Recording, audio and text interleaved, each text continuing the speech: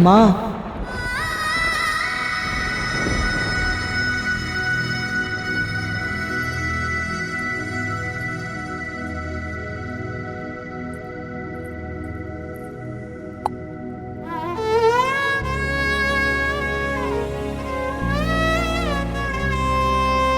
जीवन को जीव दिया तूने माँ, संसार से परिचय कराया तूने माँ। उन ईश्वर से भी लड़ जाऊंगा जो तू मुझसे रूठ जाए माँ। अपना हर सुख तूने मुझको दिया, मेरे हर दुखों को हर लिया तूने माँ, लिया तूने माँ।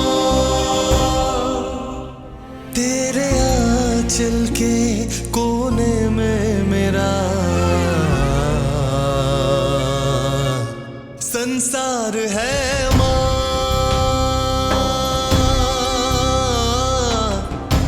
संसार है माँ।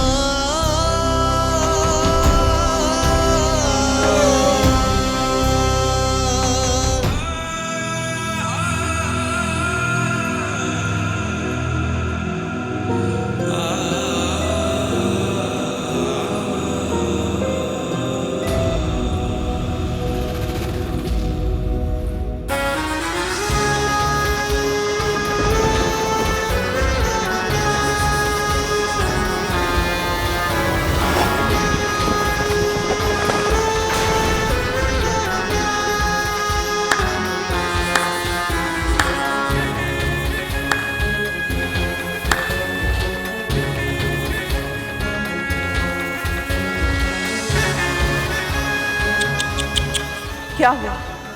माँ नहीं मानी? मानेगी भी नहीं, क्योंकि इस बार तूने केवल उसकी अवज्ञा नहीं की है, मेरी भी की है। और वो अच्छे से जानती है कि इस बात का कितना बड़ा मूल्य चुकाना पड़ेगा तुम दोनों को।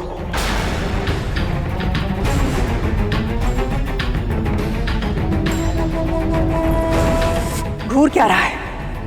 पिछली बार जो तूने दुस्साहस किया था उसका क्या परिणाम मिला था तुझे? भूल गया है?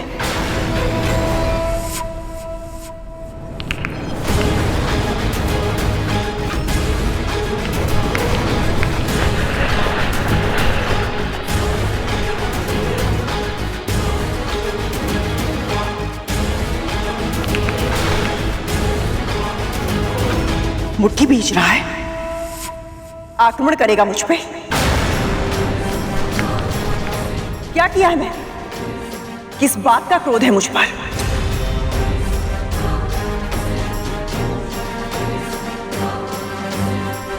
आवेश में दांत पीसना बंद कर और बता, सत्य का पता करने गया था ना तू? क्या पता चला तुझे?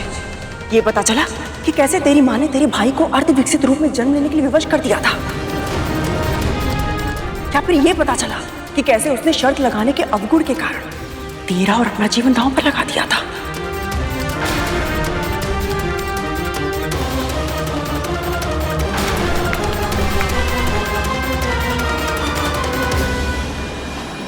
ये मुझे उकसाने का प्रयास कर रही है ताकि मैं आवेश में आकर वो कर जाऊं जो ये मुझसे करवाना चाहती है, पर मैं इनकी चाल का मोना नहीं बनूंगा।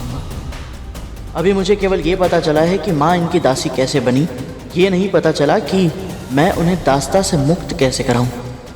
इसीलिए पहले मुझे उपाय खोजना है, फिर सही समय पर सही तरह से लक्ष्य प्राप्त करना है, पर उसके लिए मुझे अभी सूझबूझ का परिचय देना होगा।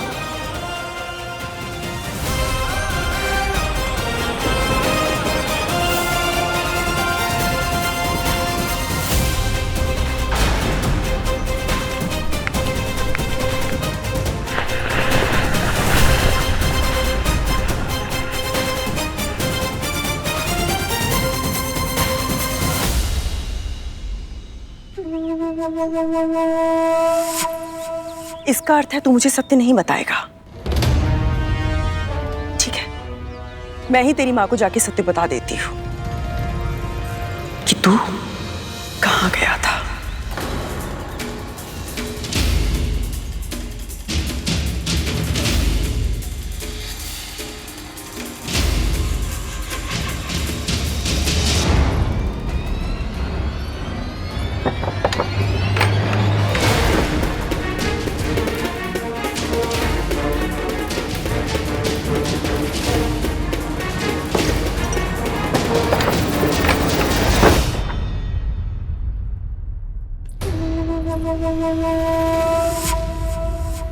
अपने प्रभु विष्णु जी को जितना प्रसन्न करना है तुझे कर ले विंता, पर मूर्खता करने पर प्रभु एक ही बार सहायता करते हैं, बार बार नहीं। क्या कहना चाहती हैं आप? तुझे क्या लगता है तेरा मेरा स्वप्न पूरा क्यों नहीं हुआ? कि तेरी पूजा का फल था, तेरे पुण्य कर्म थे जो आज तेरा पुत्र जीवित है, वरना होना तो वही था जो तूने और मैंने स्वप्न में देखा था।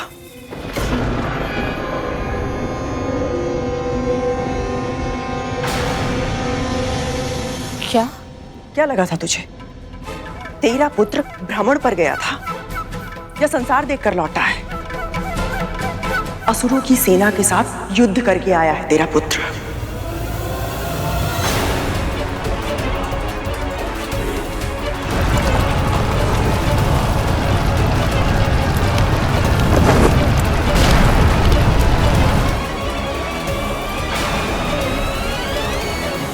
गरुड़ अपने प्रश्नों के उत्तर ढूंढने के लिए अदिति दीदी तक पहुंच गया था।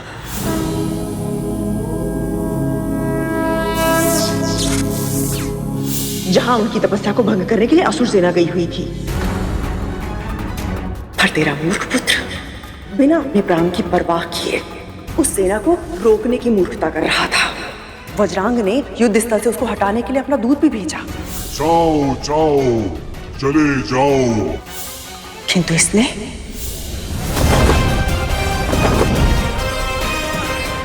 इस तप की रक्षा का लिया है मैंने संकल्प। युद्ध भी अवश्य करूंगा यदि ना रहा कोई विकल्प। बालक समझकर वज्रांग स्वयं उसे समझाने गया था, किंतु समझने के स्थान पर उसने असुर सेना के सेनापति वज्रांग को ही चुनौती दे दी। मैं बल का प्रयोग नहीं करना चाहता। आपके पास विकट दैत्य, इतनी बड़ी सेना है, किंतु मैं भी दुर्बल नहीं। ये सब उसने तुझसे ही सीखा है ना विंता? अदिति के तप स्तर पर रक्षा रेखा खींच दी और उस रक्षा रेखा को पार करने के लिए सेना को ललकार दिया। यदि आपकी सेना का कोई एक भी योद्धा इस रेखा को पार कर लेगा, मैं स्वयं अपनी हार मानकर यहां से चला जाऊंगा। विश्वास नहीं हो रहा ना तुझे कि तेरा पुत्र सत्य में इतना मूर्ख है? वज्रांग ने उसे प्रेम से बहलाने फुसलाने का भी प्रयास किया, भोजन भेजा उसके लिए, किंतु उसने क्या किया?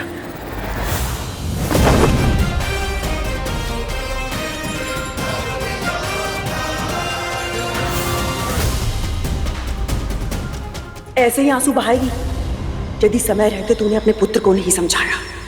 इतना कुछ होने के बाद भी वो नहीं रुका, अपने प्राणों को दांव पर लगाकर एक के बाद एक असुर से युद्ध करता रहा। यहां तक कि स्वयं पाताल भैरवी भी आई थी उसे वज्रांग के मार्ग से हटाने के लिए, किंतु गरुड़ ने उनके क्रोध की परवाह नहीं की, अपना स्थान नहीं छोड़ा। अदिति दीदी के तप की रक्षा के लिए डटकर खड़ा रहा तेरा मूर्ख पुत्र। तू मारा जाएगा गरुड़। यदि यही मेरी नियति है तो फिर मैं चाहकर भी इसे बदल नहीं सकता। और जब स्वयं पाताल भैरवी ने उसके प्राण लेने का निश्चय किया तो अपनी अंतिम इच्छा पूरी करने की विनती करके शिव शंकर की पूजा करने लगा।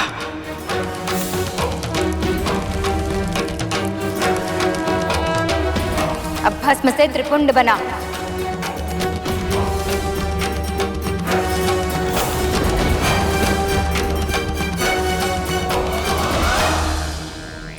तुझे तेरे पुत्र को और भी अनुशासन में रखना होगा विंता, ताकि वो ऐसी मूर्खता कभी ना करे।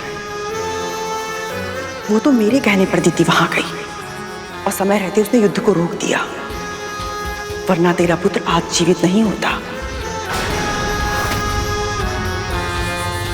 भला परोपकार करने के लिए अपने प्राण संकट में डालने की मूर्खता कौन करता है?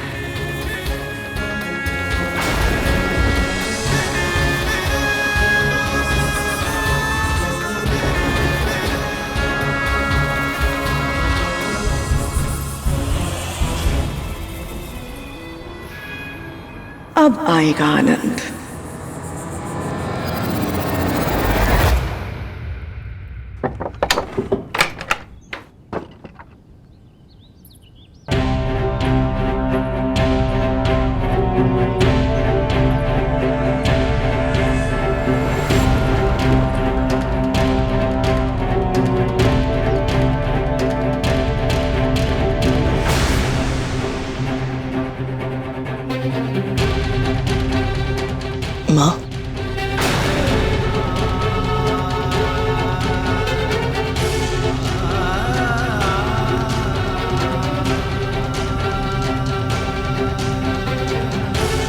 मुझे क्षमा कर दीजिए माँ।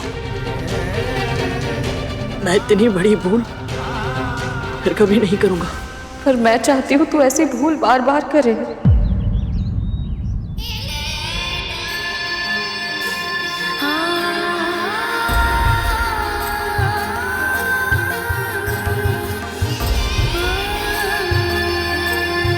मुझे गर्व है तुझ पर।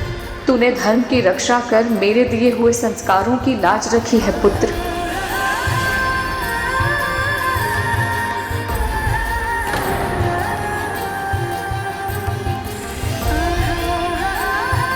मुझे तो लगा था कि मेरी बातें सुनकर विंता गरुण को दंड देगी, किंतु ये क्या हो रहा है?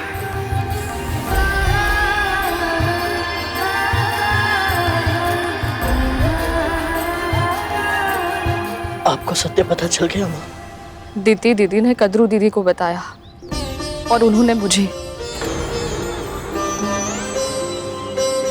कि कैसे तूने अदिति दीदी की तपस्या की रक्षा के लिए अपने प्राणों को दांव पर लगा दिया।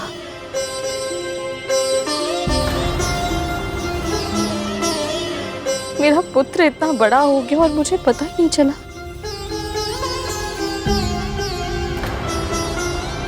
तो बड़ी माँ को केवल मेरे अदिति माँ तक पहुंचने के बारे में ही पता है और कुछ नहीं। तूने इतना बड़ा परोपकार किया, मेरे संस्कारों की लाज रखी और मैंने तुझे। माँ, आप माँ है मेरी। जो भी करती है मेरे भले के लिए तो करती है। और वैसे भी माँ के हाथों से मार खाने का सौभाग्य तो बहुत भाग्यशाली संतानों को ही प्राप्त होता है।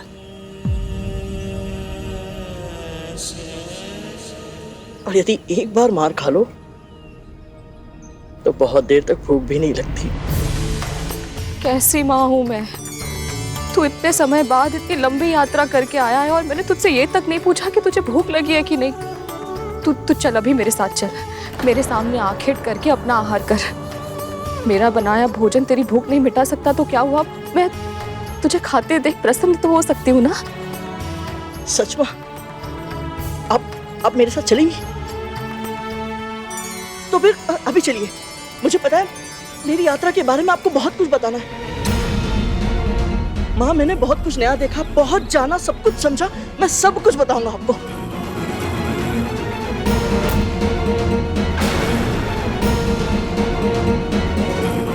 अब ये किस यात्रा की बात कर रहा है और ये विंता को क्या बताना चाहता है?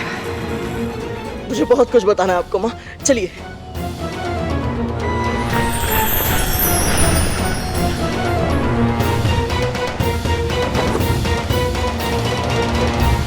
अवश्य गरुड़ को मेरे सत्य के विषय में कुछ ना कुछ ज्ञात है, किंतु क्या हो सकता है दीदी को इस विषय में कुछ ज्ञात हो?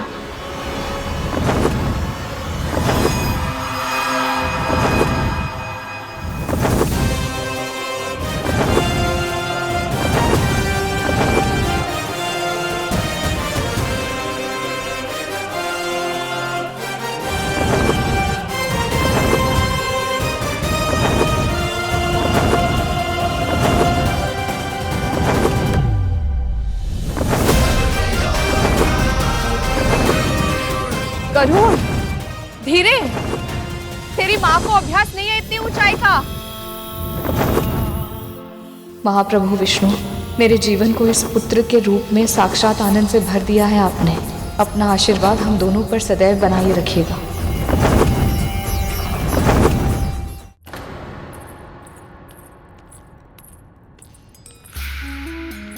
क्या हुआ कद्रू? इतनी शीघ्रता में क्यों बुलाया मुझे?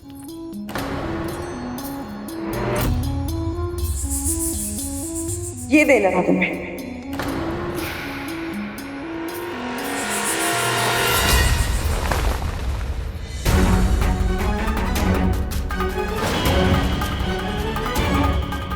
कहना क्या चाहती हो तुम? गरुड़ को कैसे पराजित किया जा सकता है, इसका भेद मैंने ही तुम्हें बताया था ना। फिर भी वो पूरी असुर सेना को हराकर सकुशल वापस लौट आया है।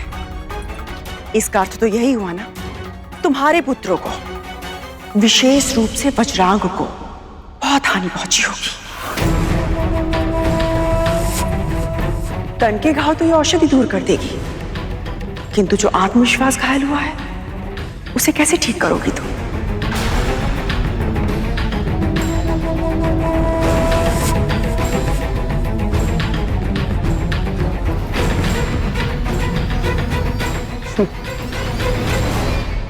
तुम्हें मेरे पुत्रों के लिए विचलित होने की आवश्यकता नहीं है कद्रू।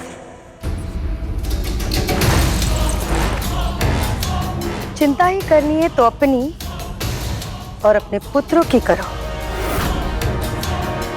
क्योंकि बल और बुद्धि दोनों में ही तीव्र रह करो। यदि इतना जानने के बाद भी उसने अब तक कुछ नहीं बताया तो एक ही अर्थ हो सकता है। क्या करने वाला है वो? और इतना जानने के बाद भी ऐसा क्यों कहा तुमने? क्या जानता है वो? स्वयं क्यों नहीं पूछ लेती जाकर अपनी दासी और उसके पुत्र से? और हाँ, यदि उन दोनों ने सत्य नहीं बताया तो समझ जाना कि विद्रोह के बीज जड़ पकड़ चुके हैं।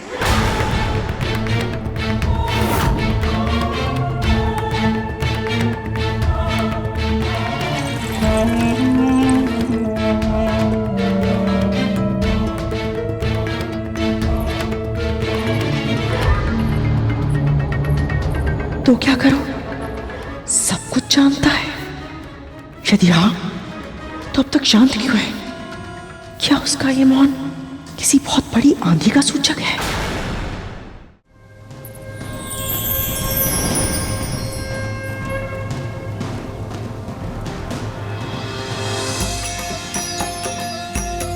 ये तो वही स्थान है जहां आपने मुझे संस्कार दिए थे।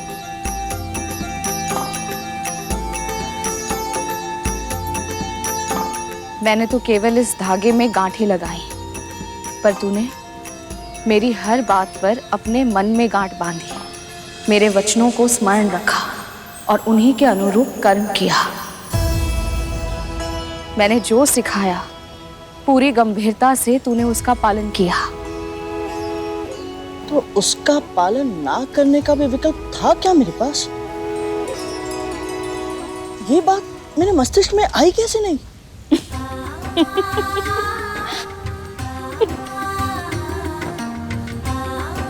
माँ, आपके मुंह से निकला हर एक वचन मेरे लिए ईश्वर की वाणी है, जिसकी उपेक्षा करना संभव ही नहीं है।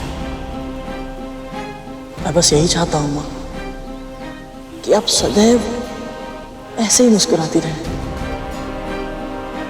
सदैव प्रसन्न रहें, सुखी रहे।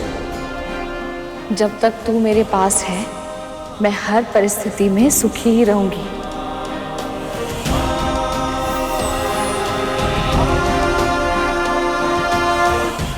हमारी माँ दीदी ने इसे वचन दिया था कि हम असुर देव माता अदिति को सुरक्षित छोड़ देंगे, पर यह वचन नहीं दिया था कि हम इस पक्षी और इसकी मां पर आक्रमण नहीं करेंगे।